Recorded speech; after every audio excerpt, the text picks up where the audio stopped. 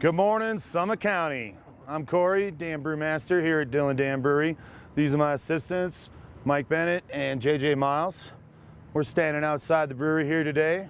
Gonna take a look around at some of the stuff that goes into making this damn beer. Clear up some misconceptions maybe.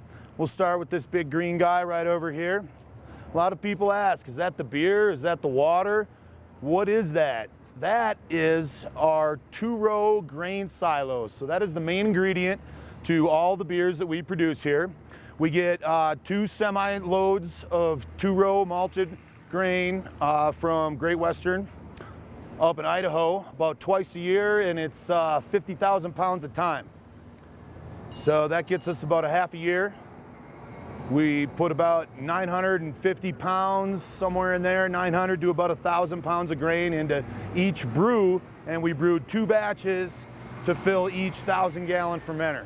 So today we're brewing McClure's Irish Dry Stout.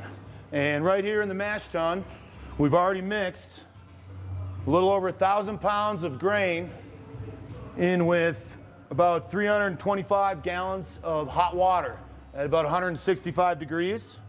You see it's nice and steamy. Get a nice workout in the sauna in the morning here at the Dam Brewery. Lots of chocolate and roast flavors coming out of that Irish Stout right now. And it's sitting there at about 148 degrees. What's going on is it's converting the sugars into simpler sugars that the yeast will be easier to digest, more easily digestible.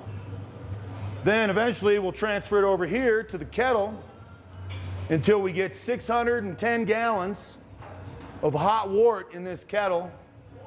And then we'll boil that for 2 hours, because here at 9,000 feet, we only boil at about 195, 196.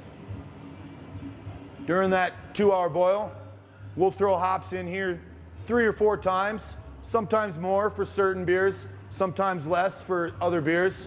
The stout's getting 3 different hoppings. The first one's going to give it bitterness. The second one gives it flavor. The third gives it just a tiny hint of aroma. We skip the last hop so that what you smell in the Irish Stout is malt and not hop. It's a big variety. It's a big range. Our light only has about 6 pounds of hops in 600 gallons of boiling wort. Our extra pale ale, on the other hand, has over 30 pounds of hops in 600 gallons of boiling wort. So we're looking at about a pound per barrel there. Something as hoppy as our IPA that we do the wet hop with, you have to use more wet hops to get the same effect. That one actually took over 5 pounds of hops per keg, 10 pounds a barrel. After our boil, we'll transfer that wort over into one of these 1,000-gallon fermenters, where it'll ferment for anywhere from 10 days to 5 weeks, depending on what kind of beer it is, whether it's an ale or a lager, and how strong of an alcohol we may be shooting for. More alcohol means more fermentation time. The yeast has more work to do to break down those sugars into more alcohol. And each brew day, as I said earlier, only fills this half full. So today we're brewing the second half of the Irish Stout into number 4, where you probably can't see from there, but it's bubbling away. The yeast is happy.